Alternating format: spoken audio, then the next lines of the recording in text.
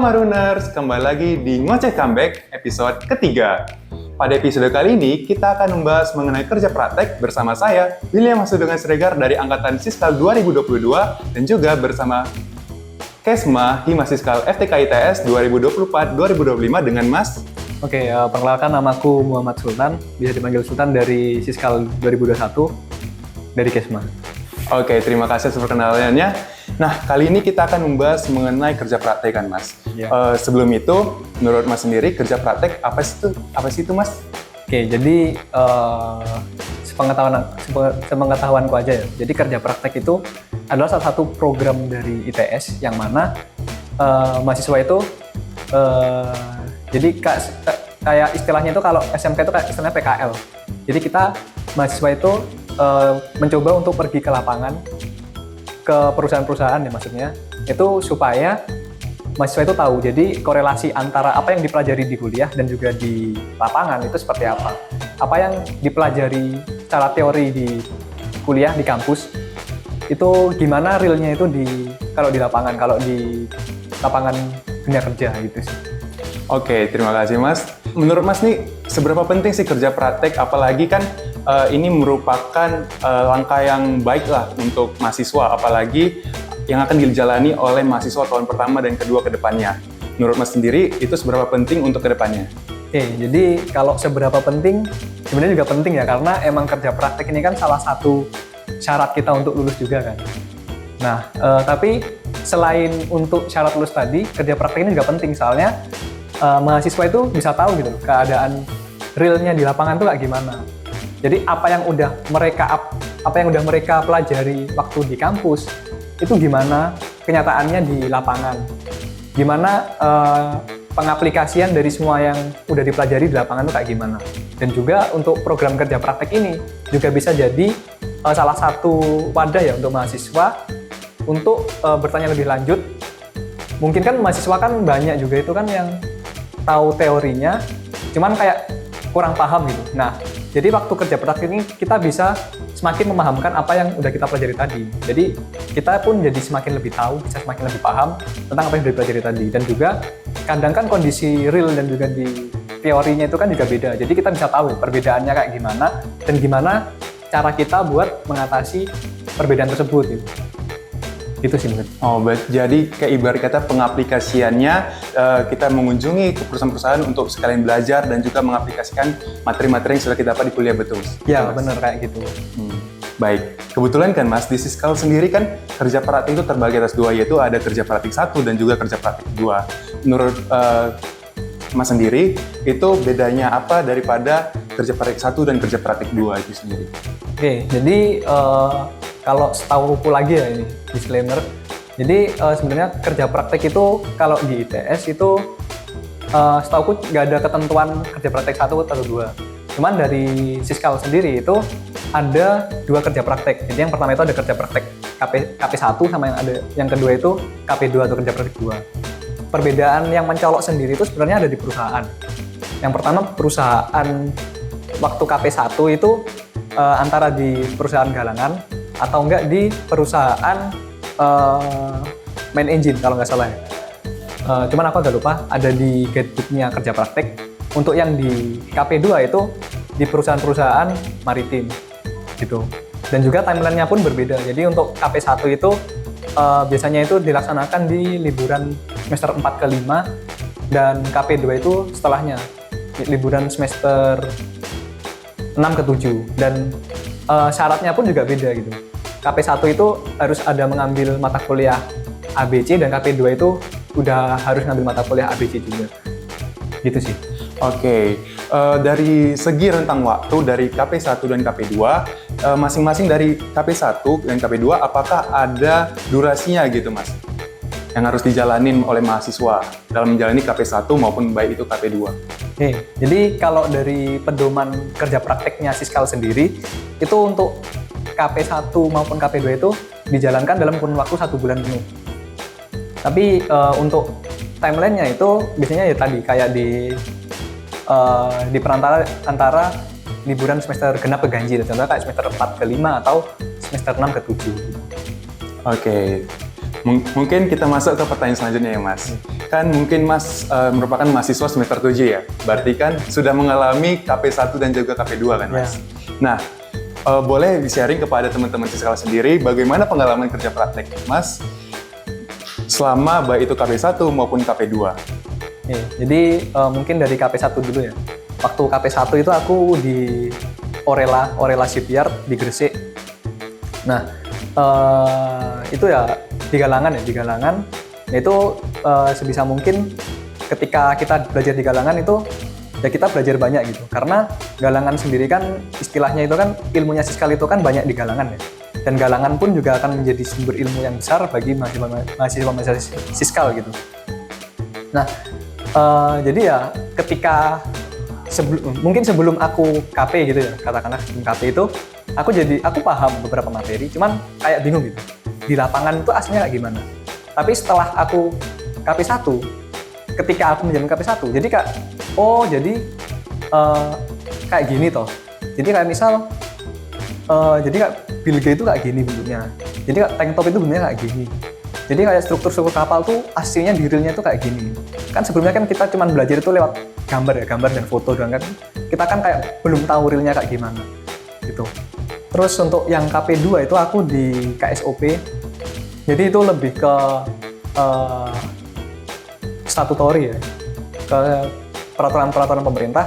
Jadi sebenarnya untuk KP2 ini selain kita juga tahu tentang kemaritiman, kita juga bisa tahu gitu tentang hal-hal lain yang berhubungan juga dengan kemaritiman.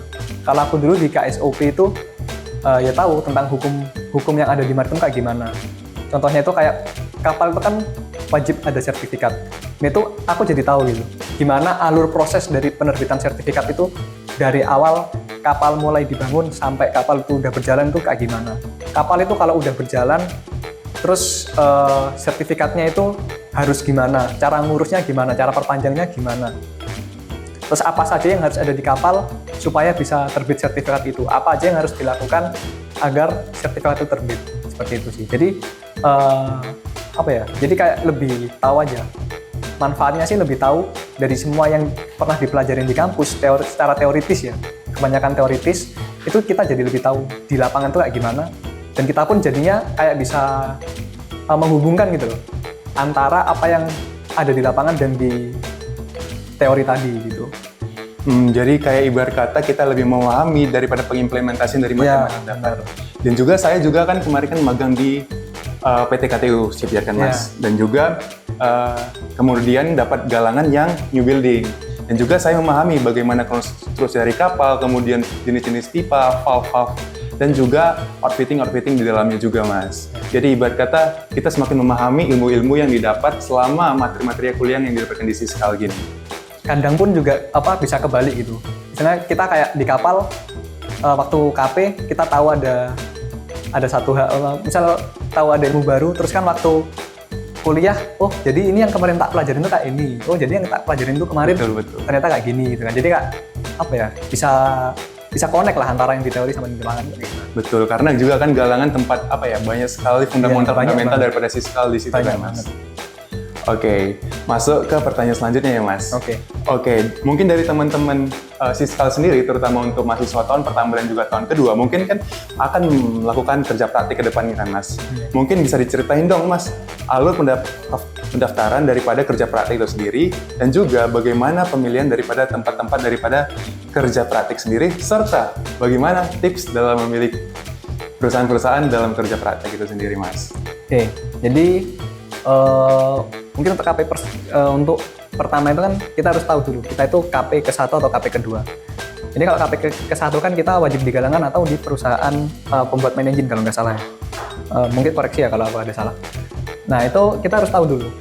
Pertama-tama itu kita lihat dulu profil perusahaannya itu kayak gimana. Jadi apakah apa yang ingin kita cari di perusahaan tersebut itu ada gitu. Contohnya pengen mempelajari tentang repair, pengen mempelajari tentang new building gitu. Nah itu kita harus tahu, maksudnya di perusahaan ini tuh dia sedang ada proyek repair atau new building apa enggak gitu. Jadi kita ibaratnya kayak survei dulu lah, survei perusahaan, apakah perusahaan itu ada sesuatu yang ingin kita pelajari apa enggak. Terus yang kedua itu kita mengurus administrasinya. Contohnya itu ada berkas-berkas kayak proposal dan juga ada form-form yang keperluan KP. Untuk form-form keperluan KP itu ada di Google Drive-nya Kesma. Jadi kalau misal mahasiswa pengen mengakses itu bisa ngechat kontak aja ke Kesmanya. Kayak gitu. Jadi untuk proposal sendiri pun kalau bisa jangan dibikin asal-asalan. Jadi proposal itu harus dibikin sesistematis mungkin. Jadi benar-benar jelas apa yang ingin kita pelajari di perusahaan itu apa aja. Istilahnya jangan terlalu copy paste dari referensi ya. Jadi biar kita itu waktu di lapangan itu kita bisa proposal itu bisa jadi acuan kita gitu. Jadi waktu di minggu pertama itu kita mau belajar apa, di minggu kedua itu belajar apa, di minggu ketiga itu belajar apa. Tujuan kita KP kan sebenarnya juga pengen mencari ilmu lagi kan. Jadi ya supaya biar lebih jelas juga kita mau nyari ilmu itu alurnya kayak gimana. Terus kita itu pengen nyari ilmu apa aja yang pengen kita cari, seperti itu. Nah kalau terkait administrasi sendiri, ini biasanya untuk setelah mengisi form dan lain-lain, itu biasanya nanti formnya itu ada yang dikumpulkan ke TU. Jadi nanti dari TU itu kita bakal dapat kayak surat tugas gitu untuk kerja praktek. Jadi surat tugas sama proposal ya kita kirim ke perusahaan. Selain buat perusahaan tadi kan, selain survei buat kita tahu apa yang ada di perusahaan tersebut kan, kita juga bisa dapat kontaknya juga kan. Jadi kita bisa kirim proposal dan juga surat tugas tadi ke perusahaan. Nah habis itu kita coba tunggu konfirmasi dari perusahaan tersebut gitu. Kalau biasanya ya kalau saranku sih untuk mengirim proposal tadi itu dari jauh-jauh hari. Jadi biar nggak terlalu mepet juga sih. Dan konfirmasi dari perusahaan pun biar bisa cepet dapatkan. Kalau dalam range ya seenggaknya minimal kurang dari 3 bulan lah. Kurang dari 3 bulan tanggal kita kerja praktek itu kita udah mulai kirim proposal gitu. Soalnya kalau terlalu mendadak juga biasanya perusahaan tuh akan susah buat menerima gitu.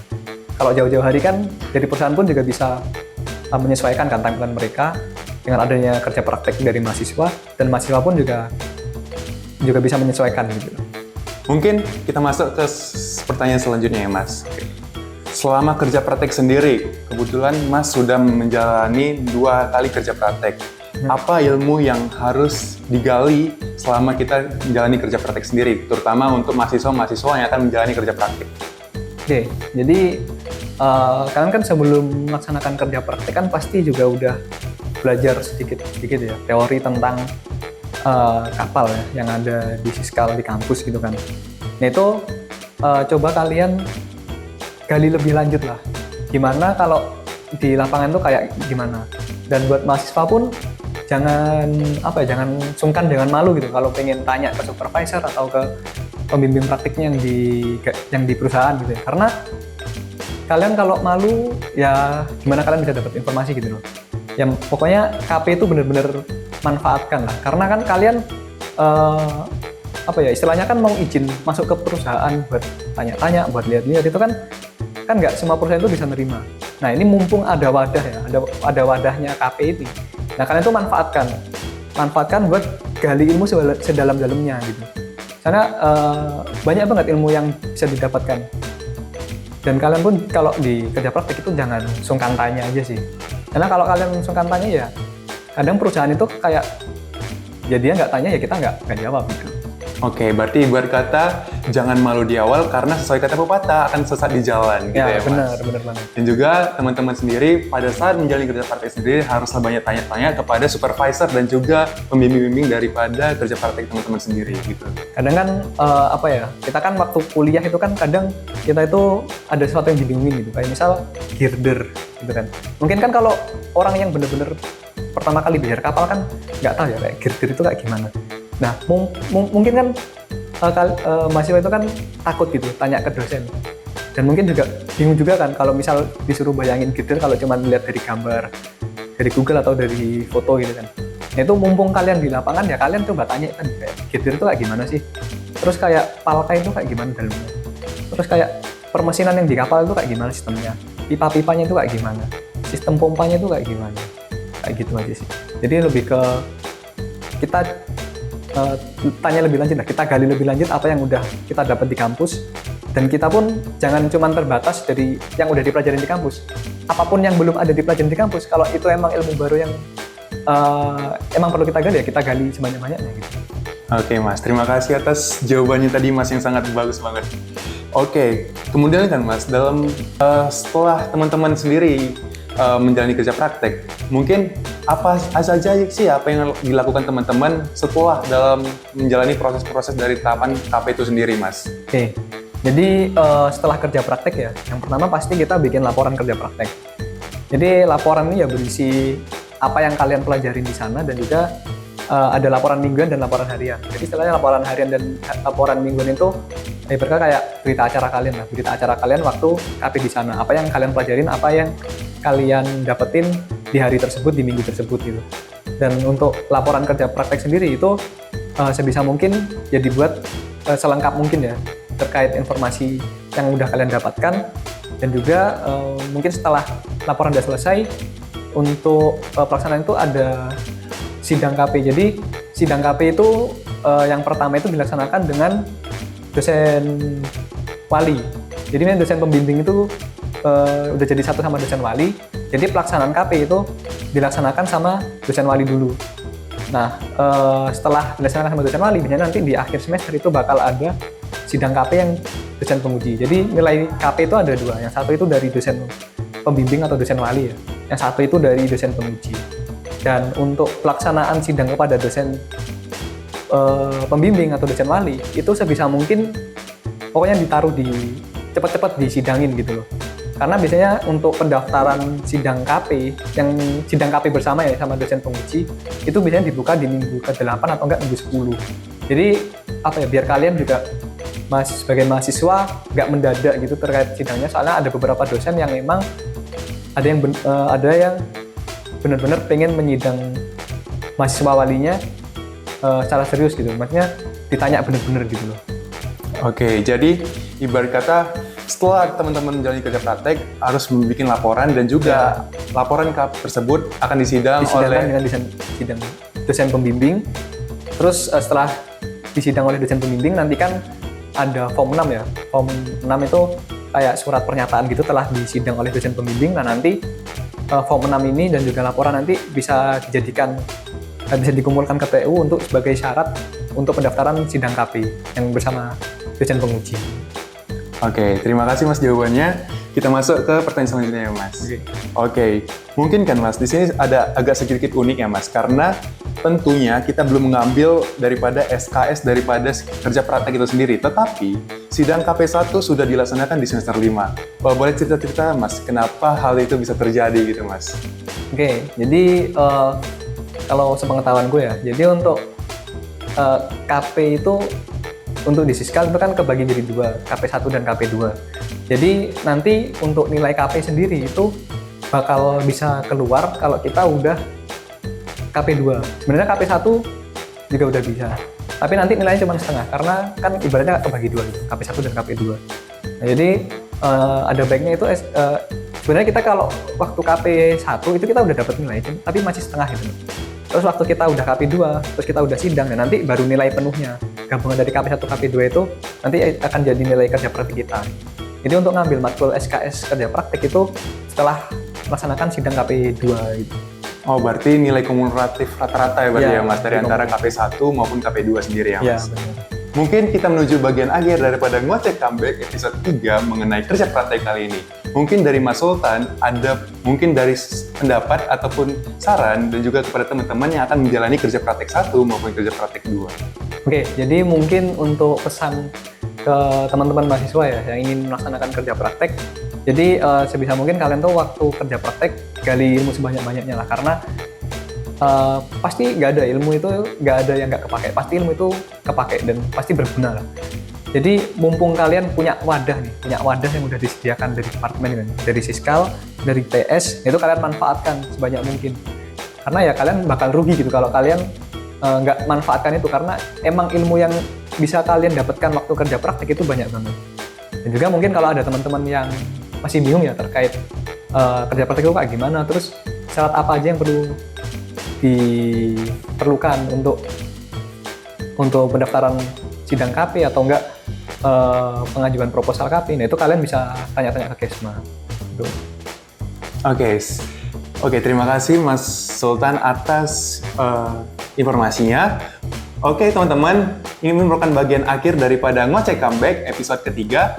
Sampai jumpa di Ngoceh Comeback episode keempat. See ya!